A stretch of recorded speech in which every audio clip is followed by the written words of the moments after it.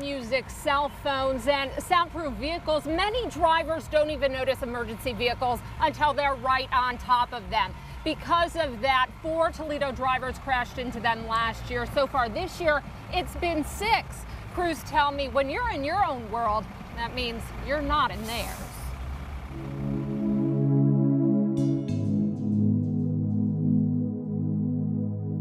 March 2005, a distracted driver crashes into a Toledo fire truck. It looks bad, but no one was seriously hurt. Crews say she may have been on the phone when she allowed one fire truck pass and cut off a second. 5 years later, the problem still exists. We hopped onto the rig at Toledo Fire Station 23. Not even a half mile into a medical call, watch yourselves. A minivan cut off this crew and almost cut this life or death trip short. Over 100 firefighters die every single year in the line of duty, and a lot of them are responding to and from calls. Holly Volmar has been a firefighter for 8 years, with Toledo for 6 months. It's great. It's not a desk job. I can't imagine doing it every day, but yeah, you get that adrenaline rush, you know, and what's going to happen. And while she signed up to battle blazes, she finds herself battling bad drivers a whole lot more. They're not checking their mirrors every 2 to 3 seconds like you're supposed to. If you don't pay attention, there might be a red rig in your face pretty quickly. 9-year firefighter Mike Howe rides shotgun, but also rides in the spotter seat. Watch yourselves. The driver's very cautious. We come to red lights, you know, we slow down. We try to do the best we can. And with facing battles like this every other trip, we learned how they trained for those close calls, even if others don't. Are you ready? Yep, I'm ready. Let's go. We're at the Police and EMS Academy at Owens Community College. Go! Go, go, go! Now go, go, go, go! Wow. We're going through one of 5 driving scenarios cadets must pass in order to pass it all. Let's face it, you have a 5,500-pound weapon if you're not trained on its proper use. I'm running with lights and sirens through the course, ending up between cones to simulate real traffic. At the very last second, Go, go, go, go, go, go, go, go, go, go, go, go, left! the instructor picks a direction to go. I didn't always pass. It's last minute, but you have to be reactive. Yeah. Just like you were. You did a good job. But how about the ambulance? Okay, go right. That can't brake right away and can weigh 3 tons fully loaded. How's my speed? My speed's Your speed's good. But my control wasn't. The back end swayed, knocking over a cone, which could have easily been a car. As for a ladder truck, These don't slow very well with 500 gallons of water in them. all right, let's go. I found you need as much space as you can get on the road. We have them that stop dead center in front of you.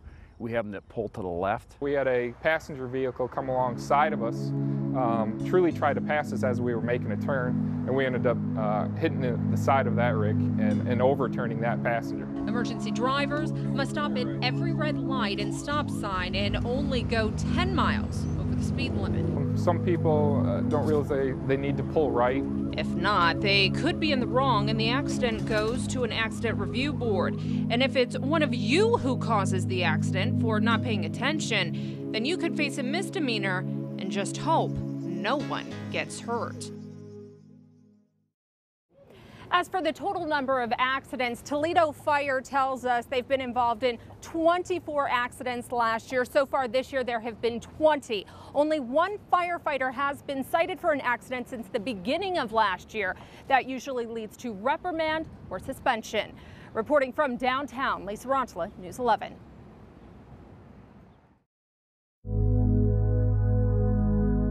Few people would embrace a diagnosis of ALS with grace.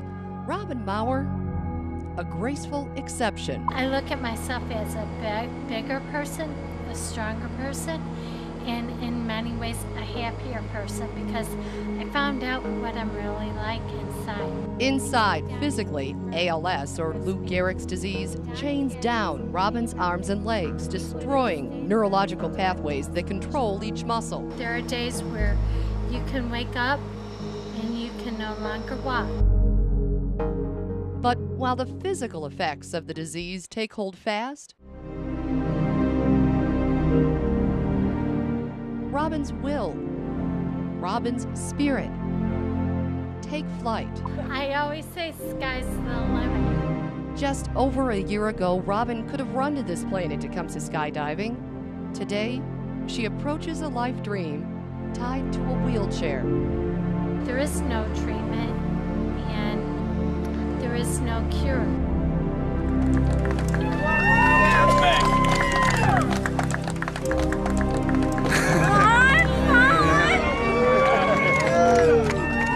My goal is to find treatment to get to the cure. A cure for a generation, but just for today. Robin's leaving her wheelchair and ALS behind.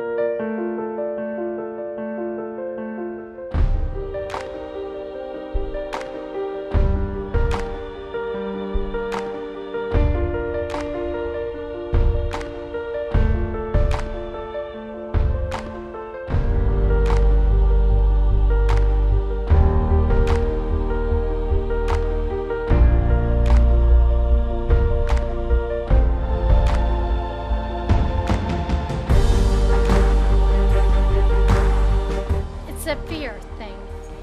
I want people to understand you can conquer your fears and still move on. With family and friends cheering her on, Robin finds her wings.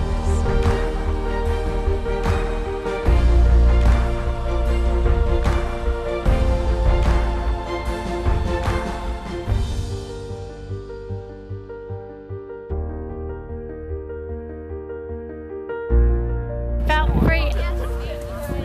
I didn't even feel like I had ALS.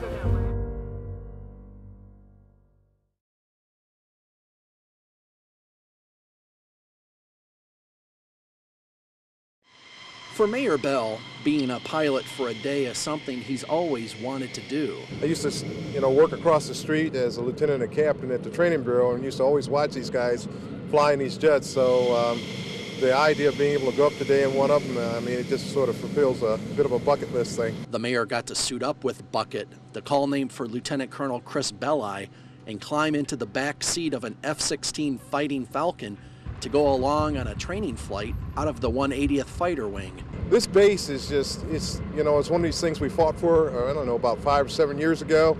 And I was right on front in that campaign because I think it's just very vital to who we are from the standpoint of Northwest Ohio. For the Ohio Air National Guard, it's an opportunity to help educate civic leaders about what they do. You really don't get a feel for what my pilots go through until you actually get an opportunity to ride in the back seat of the airplane and go out and get a chance to see a little bit of the capabilities of the F-16. Then it was time for takeoff. For 90 minutes, I get to be like a little kid. And I guess what the pilot told me, he says, I'm going to make him scream like a little girl. So we'll find out if that happens or not. That flight ended up lasting about an hour, and what a thrill it was for the mayor, and no screams. No, I'm a man. I refuse to scream. was unbelievable. It was a great feeling. It was just unbelievable what those planes can do. At the 180th, Rob Borsinski, News 11.